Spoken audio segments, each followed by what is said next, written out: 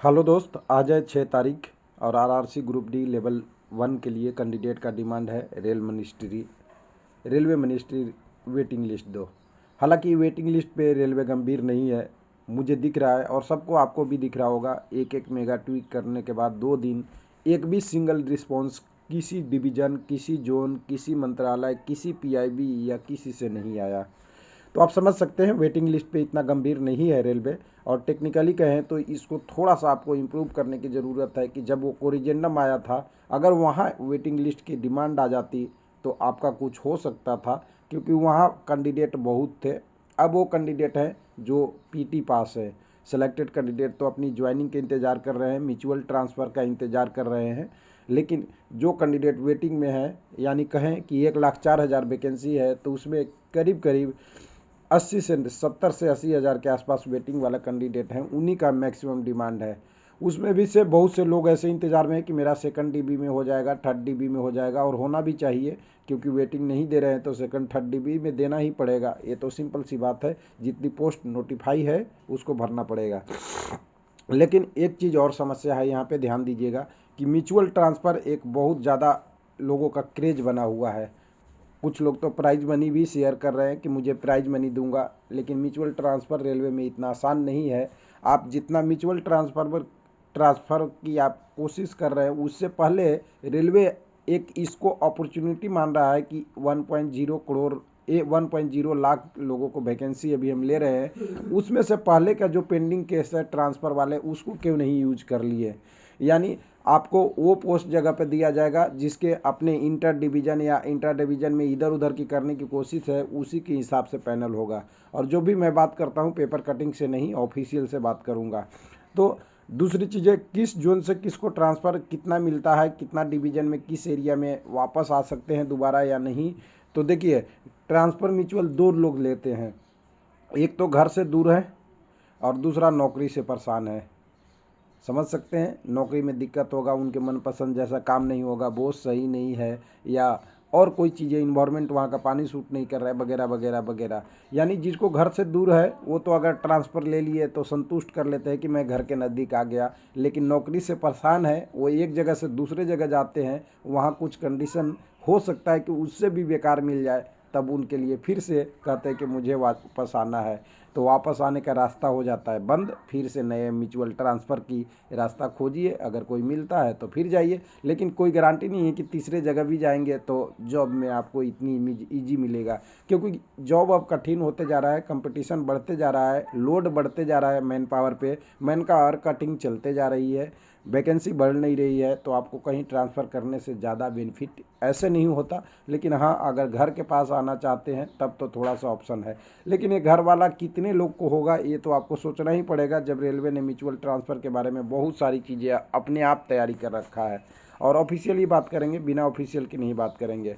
एक मुद्दा उठा था, बहुत पुराना नहीं है, देख लीजिएगा, 5/8/2022 को, जिसमें general manager western railway Churchgate Mumbai Maharashtra से आया था, जिसने इन्होंने म्यूचुअल ट्रांसफ़र के रिगार्डिंग एक पॉलिसी और डिवीज़न से सेम डिवीज़न के लिए इन्होंने अपना रेलवे बोर्ड से कुछ मांगा था क्लैरिफिकेशन कि हमें बताइए क्या करना है। तो इसमें बोला गया था कि सीनियरिटी और ध्यान रखते हुए, अपनी वर्क वगैरह को ध्यान रखते हुए आप कर सकते हैं, नॉट अप्लीकेबल वगैरह ऐसा करने के ये है, मतलब ट्रांसफ़र आर नॉट लीगल है, मतलब अथॉरिटी कंट्रोलिंग ऑपरेटर डिवीजन या कम्पटेंट अथॉरिटी वगैरह था। यहाँ inter division mutual transfer not evident of the scope of the instruction of mutual transfer है। यानी आपका इंटर डिवीजन है, इंट्रा डिवीजन है, म्यूचुअल ट्रांसफ़र के लिए कोई ऐसा नहीं है। और साथ में transfer with in same seniority unit, अपने यूनिट में competence division cadre controlling authority and thus instruction is mutual transfer are not applicable। यानी आपको म्यूचुअल ट्रांसफ़र के लिए कोई ज़रूरी नहीं है कि अपने डिवीज़न में ही, अपने कैडर में ही, या अपने एक यूनिट से दूसरे यूनिट में ट्रांसफ़र कर रहे हैं तो म्यूचुअल ट्रांसफ़र की ज़रूरत नहीं फॉलो करना है, आप अपने आप भी कर सकते हैं, इसमें रेलवे के पोर्ट नहीं करना है। लेकिन रेलवे बोर्ड का क्या व्यू है, यहाँ पे देखिए, रेलवे बोर्ड का ही आया था लेटर कि अपने अपने यूनिट में तो आप आराम से कर सकते हैं, दूसरे यूनिट के लिए है तब आपके स्कोप में नहीं है इंट्रा डिवीजन का। अब इसके बाद एक और नोटिस आया था, उसको आपको मैं समझाता हूँ, इस नोटिस को थोड़ा ध्यान से पढ़ेंगे। ये आया है 2/2/2023 को सॉरी, आज तारीख कितने हैं, आपको मिलेगा आपको 6/3/2023। और आज हम सब लोग डिमांड कर रहे हैं वेटिंग देना चाहिए। रेलवे अपनी डिमांड कर रहा है कि inter railway transfer application of staff seeking transfer other division of railway etc, ये सब्जेक्ट है। जनरल मैनेजर सभी जोनों का है, किसी एक के लिए नहीं लिया है। रेलवे बोर्ड ने इंस्ट्रक्शन दिया है, आरबी नंबर 22/2023 का रेफरेंस है। इसमें देखिए, इसमें 2/2/23 को रेलवे बोर्ड के डिप्टी डायरेक्टर एस्टिमेट इन्होंने बोला है, एस्टेब्लिश ने, कि आप इसको समझिए, इस चीज़ को आपको अगर चाहिए तो इस मेल आईडी पे और कांटेक्ट करके आपने डिटेल दीजिए या समझिए इसको क्या करना है। तो हिंदी में लेके आऊँगा, इंग्लिश में थोड़ा सा दिक्कत होगा। तो यहाँ पे आइए, कहा गया है कि अन्य मंडलों, रेलों आदि में स्थानांतरण की मांग करने वाले कर्मचारी को अंतर रेलवे ट्रांसफ़र संबंधी आवेदनों का अनुरोध के संबंध में, यानी जो कर्मचारी कौन होते हैं, जो पहले से जॉब में हैं, यहाँ समझिएगा इसको, उसके बारे में। जैसा कि रेल प्रशासन को ज्ञात है कि क्षेत्रीय रेलों और उत्पादन इकाइयों आदि में आरआरबी आरआरसी का पैनल का उम्मीदवार आवंटित करने के लिए लेवल 1 और उससे ऊपर के विभिन्न कोटियों की रिक्तियों को भरने के लिए भर्ती प्रक्रिया पूरी की जा रही है। तो कौन कौन से है, एनटीपीसी और लेवल 1। एक स्टाफ फेडरेशन ने, जो स्टाफ फेडरेशन जो होता है, इनके यूनियन है, उन्होंने आरआरबी उम्मीदवारों के पैनलबद्ध करने के शॉर्ट लिस्ट को भरने के साथ साथ अंतर रेलवे ट्रांसफ़र के आवेदकों को स्थानांतरित करने पर नई इकाइयों में कार्यभार करने की सुविधा का प्रदान का अनुरोध किया है। कहा है कि जो म्यूचुअल ट्रांसफ़र है उसको, या किसी का ट्रांसफ़र किसी वजह से रुका हुआ है, जो पहले से जॉब में है और वो कर्मचारी हैं, उनको ध्यान में रखा जाए नई भर्ती से लेते हुए नई इकाइयों में। तो इन्होंने क्या कहा है, ठीक है, सुन लीजिए। यह सूचित किया जाता है कि रेलवे यहाँ होना चाहिए स्थानांतरण आवेदन को विचार करने के लिए बड़े पैमाने पर बनाई गई अवसर का उपयोग कर सकती है। परिचालन आवश्यकताओं को ध्यान में रखते हुए स्थानांतरण संबंधित मामलों को जहां कहीं व्यवहारिक हो पर कार्रवाई की जाए। यानी कहा जा रहा है कि इसको अपॉर्चुनिटी के रूप में लीजिए। जो लेवल 1 और भी पैनल जो आने वाले हैं, उसमें आपको सूचित किया जाता है कि आवेदन पर विचार कर लिया जाए। जो पहले से आवेदन है उसको आप अपने लिए यूज करके जो नए लोग हैं उनको नए डिवीज़न में दे दिया जाए, और जिनका लंबित मामला है म्यूचुअल ट्रांसफ़र वगैरह का, तो रेल उम्मीदवारों को प्रायोरिटी दिया जाए। तो ये तो हो गया कि रेलवे के अंदर ये चल रहा है कि मान लीजिए, सीधा सा मैं बता रहा हूँ कि एक डिवीज़न है, मान लीजिए कोई भी डिवीज़न ले सकते हैं, मैं लेता हूँ यहाँ अम्बाला ले लेता हूँ, ठीक है। दूसरा मुरादाबाद ले लेता हूँ। अम्बालाबाद में पहले आपको 500 सीट है और यहाँ पे आपका 200 सीट है मान लीजिए, और यहाँ पे रेलवे की एम्प्लॉई 60 पहले से इन्होंने म्यूचुअल दे रखा है और यहाँ से 40 दे रखा है, कई जगह से और कहीं होगा। तो ये 60 वाले के म्यूचुअल ट्रांसफ़र अगर मुरादाबाद में जानी है तो मुरादाबाद में से 200 में से 60 घटा दीजिए, यहाँ पे 140 लोगों को दीजिए अभी नए वाला का ज्वाइनिंग। अगर ये संभव है, मतलब आपको कोई परिचालन या काम कार्य में दिक्कत नहीं होता है और प्रैक्टिकल है, व्यवहारिक है, तब 140 कैंडिडेटों को यहाँ से यहाँ दे दीजिए, और जो बचे हुए 60 कैंडिडेट यहाँ वाले होंगे उनको यहाँ अम्बाला में न्यू ज्वाइनिंग, यानी ये जो बात किया जा रहा है शुरू से कि ये भर्ती प्रक्रिया में जो अभी नया पैनल लिया जा रहा है उससे एडजस्ट किया जाए। ऐसे ही अगर ये तो अपने सेम जो डिवीज़न में हुआ, अपने सेम जोन में हुआ, दूसरे जोन में भी ऐसा हो रहा है, तो ऐसे प्रयोग कर लेना चाहिए रेलवे को, जिससे बहुत सारे संख्या में जो म्यूचुअल ट्रांसफ़र लंबित है उनको पूरा कर लिया जाए। ये तो हुआ है वो जॉब एम्प्लॉय वाले के लिए। तो चलिए इसको हटाते हैं। अब बचता है कि किस जोन में किस कैंडिडेट को ज़्यादा म्यूचुअल ट्रांसफ़र मिलता है।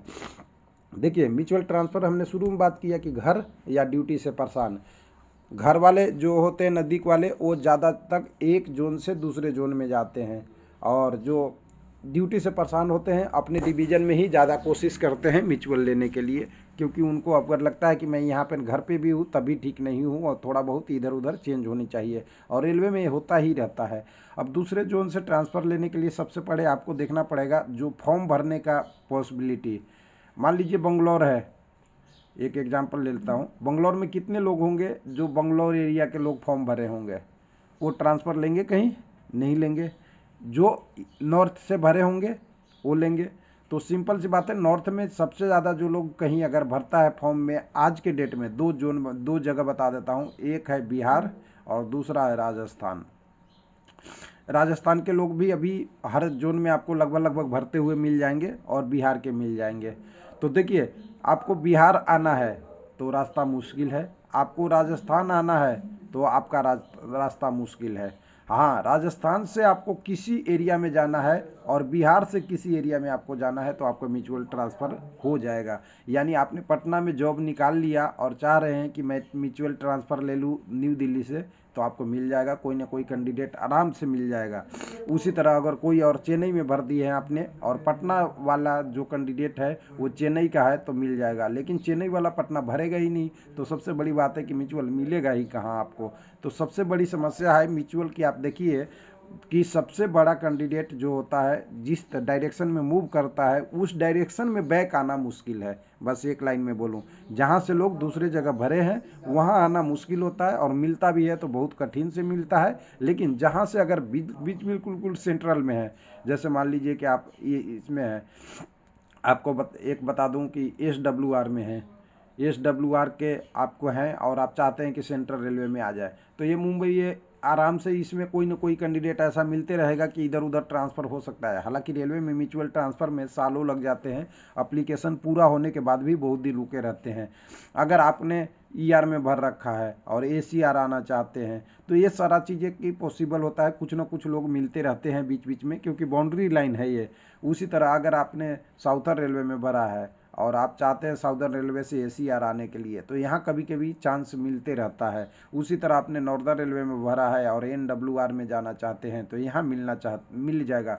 लेकिन आपने साउथर्न रेलवे में भरा है और आना चाहते हैं नॉर्दर्न रेलवे में, तो ये बहुत कठिन काम है। ये म्यूचुअल ट्रांसफ़र इतना सक्सेस नहीं है। हाँ, मिल भी गए तो समझिए आपके लिए बहुत अच्छी बात है, पॉसिबिलिटी है कि आपने एक समुंदर से हीरा निकाल लिया। उसी तरह अगर आपने WR में भरा है और WR से CR जाना चाहते हैं, मिल जाएगा। NWR जाना चाहते हैं तो मिल जाएगा। लेकिन अगर WR से अगर कह रहे हैं कि ECR जाना चाहते हैं तो मुश्किल है, ये वाला पटना वाला क्षेत्र नहीं मिलेगा। उसी तरह WR से ER जाना चाहते हैं तो ये भी नहीं मिलेगा। ये सब चीज़ें एक पैटर्न है और इस पैटर्न को थोड़ा सा आपको ध्यान में रखते हुए अपनी ट्रांसफ़र प्लान करनी चाहिए।